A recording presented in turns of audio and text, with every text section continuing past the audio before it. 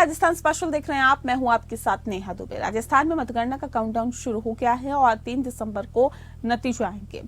अजमेर दक्षिण का सबसे पहले और बाड़मेर की शिव सीट का सबसे देरी से रिजल्ट आएगा। जयपुर के JLN मार्ग स्थित कॉमर्स कॉलेज के हथियारों से लैस ITBP जवानों की निगरानी में EVM मशीनों को रखा गया है। राजस्थान में वोटिंग की गणना के लिए चुनाव आयोग ने इसके लिए सभी तैयारियां शुरू कर दी है। जयपुर जिला मुख्यालय पर जिले की विधानसभा के वोटों की काउंटिंग की जाएगी और इस बार सबसे पहले रिजल्ट अजमेर जिले की दक्षिण सीट का आ सकता है, जबकि सबसे देरी से रिजल्ट बाड़मेर की शिव सीट पर आने की संभावना है। मुख्य निर्वाचन आयुक्त प्रवीण गुप्ता ने बताया है कि प्रदेश की 199 सीटों में से 30 सीटें ऐसी है जहां पर 20-20 राउंड के वोटों की काउंटिंग पूरी होगी। ऐसी सीटें जो हैं जिन पर 21 राउंड और 18 ऐसे राउंड सीट हैं जिस पर 22 राउंड में वोटों की गिनती पूरी होगी। शिव सीट पर सबसे ज्यादा 41 राउंड में वोटों की काउंटिंग की जाएगी, जबकि अजमेर दक्षिण की सबसे कम 14 राउंड में वोटों की गिनती पूरी हो जाएगी। मुख्य निर्वाचन आयुक्त प्रवीण गुप्ता ने बताया है कि सबसे पहले पोस्टल बैलेट की काउंटिंग शुरू की जाएगी। पोस्टल बैलेट के लिए अलग से काउंटर बनाया गया है और पोस्टल बैलेट के बाद EVM मशीनों की काउंटिंग शुरू की जाएगी। उन्होंने बताया है कि काउंटिंग के लिए सभी अधिकारियों और कर्मचारियों का ट्रेनिंग का प्रोग्राम भी शुरू हो चुका है और इसको पूरा भी कर लिया गया। जयपुर में दोपहर 1 बजे तक रिजल्ट आने की संभावना है। जयपुर जिला निर्वाचन अधिकारी प्रकाश राजपुरोहित ने बताया है कि जयपुर जिले के 19 विधानसभा की काउंटिंग राजस्थान कॉमर्स कॉलेज में व्यवस्था की गई है। 3 दिसंबर को 38.67 लाख वोटों की काउंटिंग की जाएगी, जो इसके लिए 346 टेबल लगाई जाएंगी। बता दें आपको कि जयपुर में वोटिंग की काउंटिंग सभी टेबल पर 412 राउंड में पूरी हो जाएगी और संभावना है कि दोपहर 1 बजे तक रिजल्ट आ जाए। जयपुर जिले में सबसे कम किशनपोल में 16 राउंड और सबसे ज्यादा 26 राउंड झूठवाड़ा में होंगे। शिव विधानसभा क्षेत्र में पोलिंग स्टेशन सबसे ज्यादा होने के कारण यहाँ पर काउंटिंग में भी ज्यादा वक्त लग सकता है। यहाँ 406 पोलिंग स्टेशन हैं, जिसके लिए आपको बता दें कि यहाँ पर कुल 10 टेबल लगाई गई हैं। वहीं अजमेर उत्तर के वोटों की काउंटिंग के लिए 14 टेबल लगाई गई हैं। सबसे कम पोलिंग स्टेशन किशनपोल सीट पर है।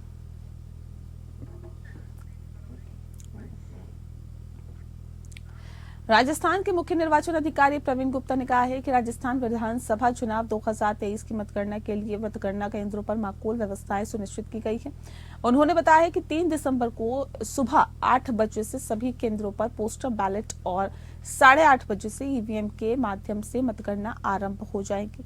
बताया भी जा रहा है कि उन्होंने बताया है कि 199 विधानसभा निर्वाचन क्षेत्रों के लिए सभी 36 केंद्रों पर मतगणना के लिए 1121 ARO को ड्यूटी पर लगाया गया है और ऐसे जयपुर, जोधपुर और नागौर में 2-2 केंद्रों पर और शेष 30 निर्वाचन जिलों में 1-1 केंद्र पर वोटों की गिनती की जाएगी। प्रवीण गुप्ता ने बताया है कि 51,890 मतदान केंद्रों पर EVM में प्राप्त मतों की गणना के लिए मतगणना केंद्रों पर 2,524 टेबल लगाई गई है।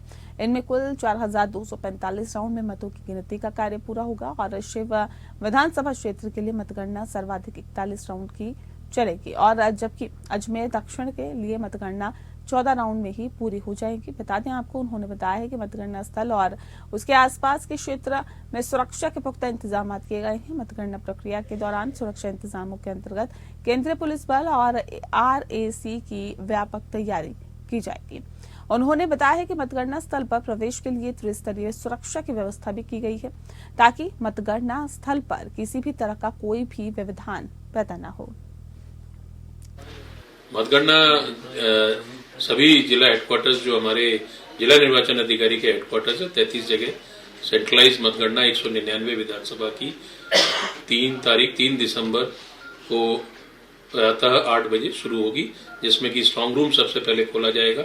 उसमें कैंडिडेट्स के समक्ष और ऑब्जर्वर्स के समक्ष स्ट्रांग रूम खोलने के बाद सबसे पहले पोस्टल बैलेट की गिनती होगी। जितने भी पोस्टल बैलेट प्राप्त हुए, अब तक 4,36,000 के आसपास तो वैसे पोस्टल बैलेट आए। ETPBS जो सर्विस वोटर्स के पोस्टल बैलेट है वो भी जो सुबह रेलवे डाक से आएंगे उनके 8 बजे तक जितने आ जाएंगे वो सब उसमें गणना में शामिल होंगे और इस तरह से पोस्टल बैलेट की गिनती प्रत्येक 500 की पर एक टेबल लगाकर पोस्टल बैलेट की गिनती 8 बजे स्टार्ट की जाएगी। 8:30 बजे से ईवीएम का पहला राउंड होगा और राउंड वाइज गणना होगी। तो इस तरह से 14 टेबल मैक्सिमम रखी गई हैं। 2538 कुल मिलाकर काउंटिंग टेबल्स हैं। 979 पोस्टल बैलेट के लिए भी टेबल्स लगाई गई हैं। साथ में 1121 आरओज हैं जो कि 200 आरओज का सहयोग करेंगे मतगणना करने के लिए।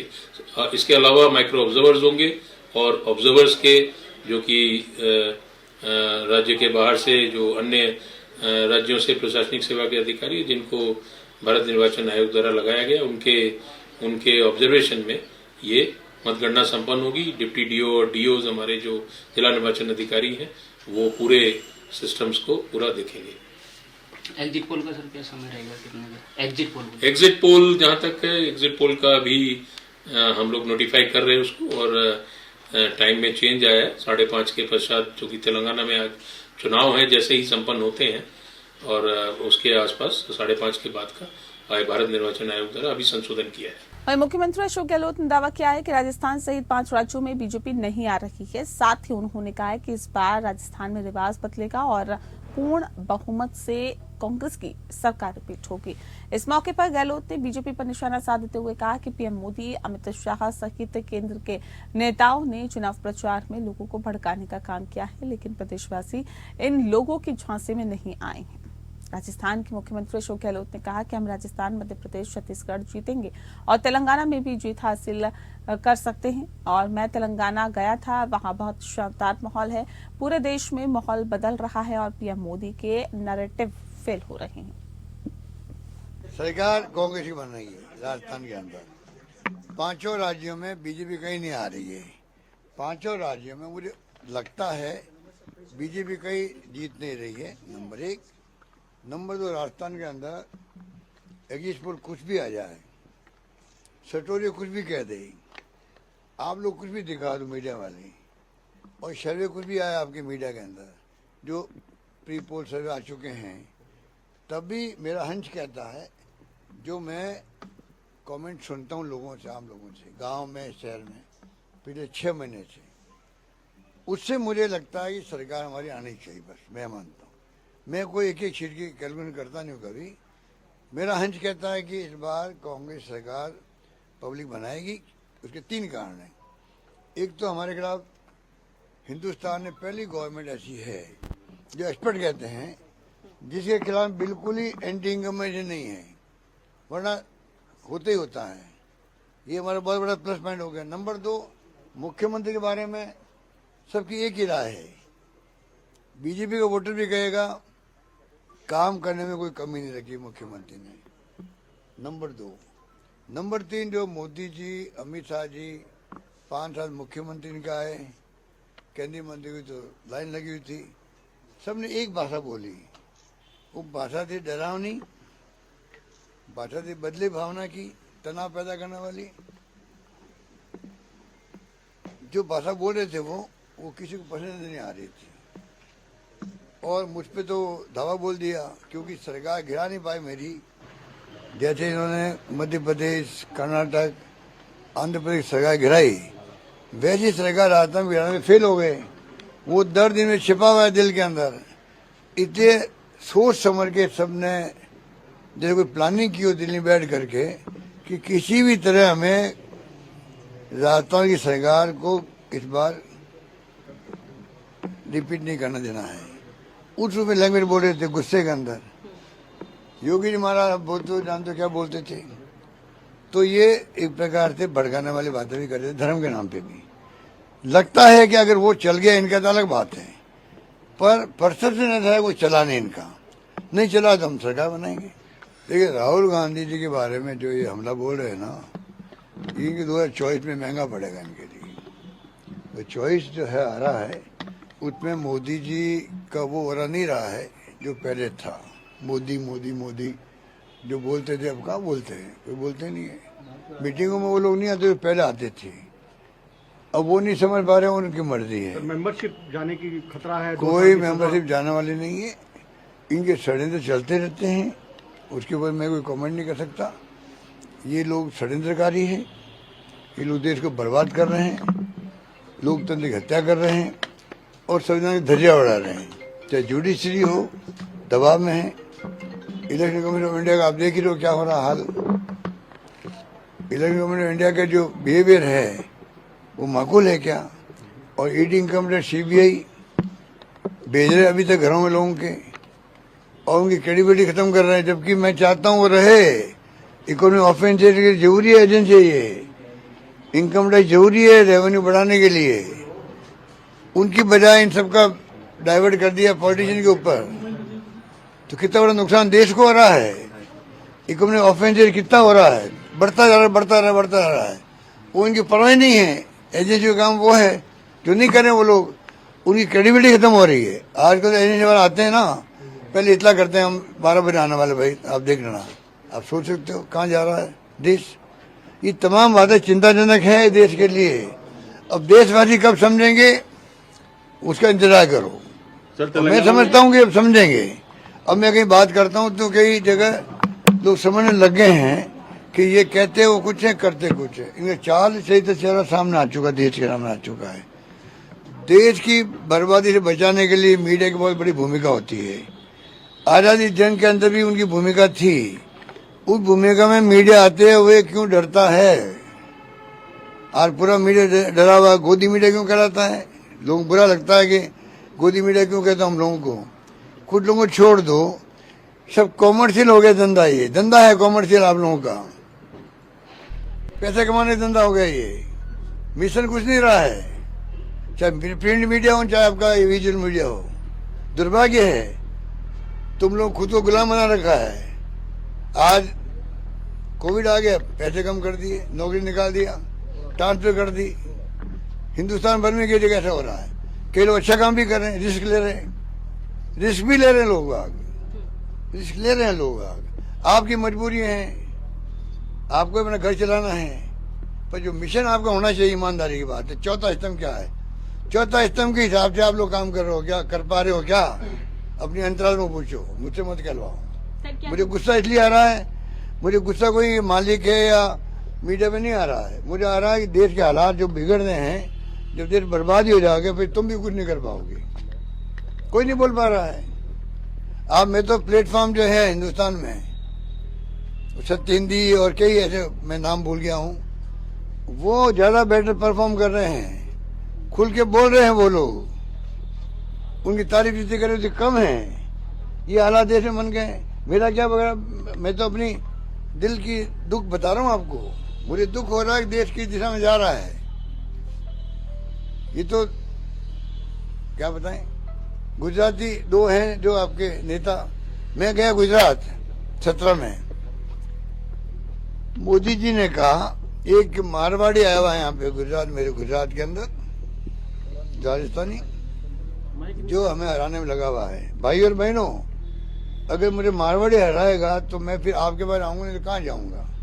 मतलब मुझे आप जिताओ, भावुक बन गए वहां पर, भावुक बन के मुझे नीच कहते हैं, मुझे नीच कह दिया और भावुक हो गए, चुनाव जीत गए। अब दो गुजराती में राजस्थान में आए हुए हैं। अब मैं कह रहा हूँ भाई और बहनों, मैं कहाँ जाऊंगा, आप मुझे जिताओ। ये दो गुजराती जो है ये आगे क्यों चुनाव जीत रहे हैं यहाँ पर, उस वाली बात है। तो मुझे बहुत दुख है। मैं कोई व्यक्तिगत ना किसी खिलाफ हूँ ना कोई नेता हो कोई पार्टी का। मेरा मानना है डेमोक्रेसी के अंदर प्योरली लड़ाई प्रोग्राम प्रिंसिपल की होनी चाहिए। क्या आपकी नीति है, पॉलिसी क्या है, प्रोग्राम क्या है और प्रिंसिपल क्या है। लड़ाई हमारी है, दुश्मनी नहीं होनी चाहिए। पर ये हमें दुश्मन मानने लग गए हैं। चक्कर ये हो रहा है, डेमोक्रेसी खत्म हो रही है क्योंकि दुश्मन मानते हैं हम लोगों को।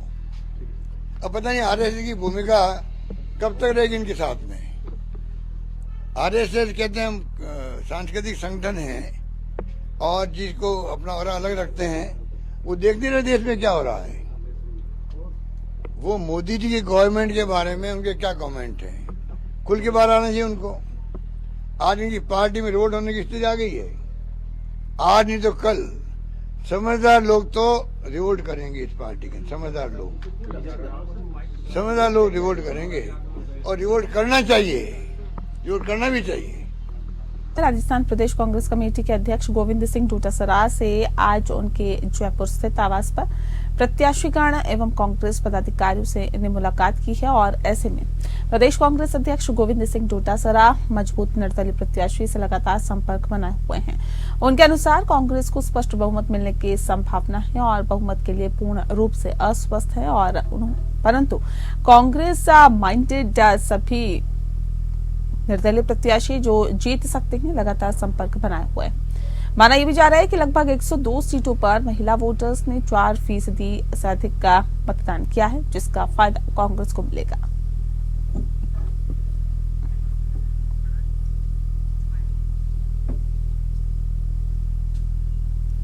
राजस्थान प्रदेश कांग्रेस कमेटी के अध्यक्ष श्री गोविंद सिंह डोटासरा ने दिल्ली प्रवास पर जाने से पहले राजस्थान आपको बता दें कि अपने आवास पर ही उपस्थित पत्रकारों को संबोधित करते हुए कहा है कि राजस्थान के मतदाताओं ने लोकतंत्र के पर्व में आधिकारिक संख्या में मतदान करते हुए पिछली बार हुए मतदान से अधिक संख्या में वोट डाला, जिसके लिए सभी मतदाता साधुवाद के पात्र हैं। उन्होंने कहा कि प्रदेश के अंदर निर्वाचन आयोग में कार्यरत तथा अन्य विभागों के कार्यरत कार्मिक जिन्होंने प्रदेश के विधानसभा चुनाव को शांतिपूर्वक संपन्न करवाने में अपनी भूमिका निभाई, वे भी धन्यवाद के पात्र हैं। उन्होंने कहा कि राजस्थान में संपन्न हुए विधानसभा चुनावों में प्रदेशवासियों ने राजस्थान सरकार की गुड गवर्नेंस, कोरोना काल में हुए बेहतरीन प्रबंधन जिससे लोगों के जीवन की रक्षा हुई, कोई भूखा नहीं सोया और राजस्थान सरकार ने जो बेहतरीन बजट एवं लोक कल्याणकारी फ्लैगशिप योजनाएं लागू की है, जिन्हें न सिर्फ राजस्थान बल्कि पूरे देश के लोगों ने सराहा है, के आधार पर राजस्थान के मतदाताओं ने कांग्रेस पर विश्वास जताया है।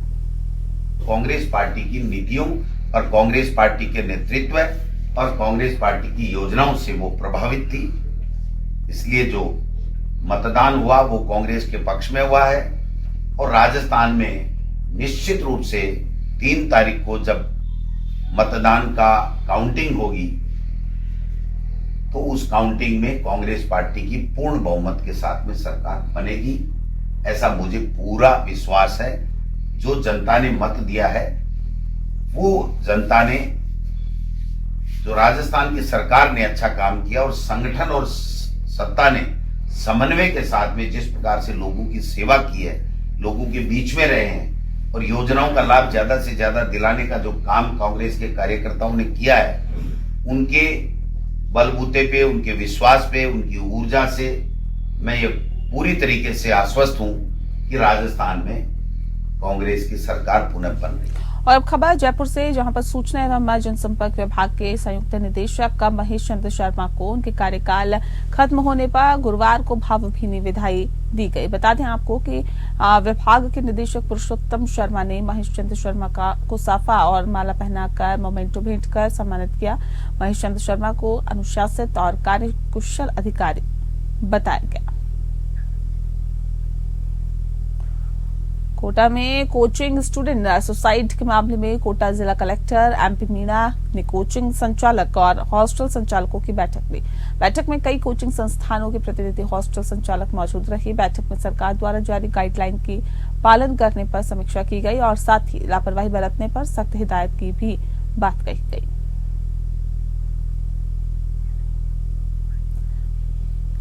पाली के नोडल कस्बे में अस्पताल के बाहर देर रात एक गंभीर रूप से घायल युवक को छोड़कर अज्ञात लोग फरार हो गए। जब लोगों की नजर घायल युवक पर पड़ी तो उसे उपचार के लिए अस्पताल ले जाया गया, लेकिन इस दौरान युवक की मौत हो गई। सूचना पर नोडल चौकी पुलिस मौके पर पहुंची और पुलिस मारपीट का मामला होने की संभावना जता रही है। खबर देसुरी से, जहां पर कस्बे के डिस्कॉम कार्यालय के सामने बुधवार देर रात करीब 1 बजे मार्बल से भरे ट्रक में अज्ञात कारणों के चलते आग लग गई। सूचना के बाद मौके पर पहुंचे पुलिस और ग्रामीणों ने पानी डालकर आग को बुझाया। बाद में दमकल की गाड़ियां भी पहुंची। दरअसल मार्बल से भरा ट्रक चारभुजा की तरफ से देसुरी नाल मार्ग से होते हुए देसुरी कस्बे तक पहुंचा था। यहां पर डिस्कॉम कार्यालय के पास खड़े ट्रक के पिछले हिस्से में आग लग गई। आगजनी में ट्रक के टायर धुआं कर जलने लगे। घटना को देखकर आसपास के होटल कारोबारी, ग्रामीण और पुलिस मौके पर पहुंचे। और इसी के साथ फिलहाल इस बुलेटिन में इतना ही। मुझे दीजिए इजाजत। नमस्कार।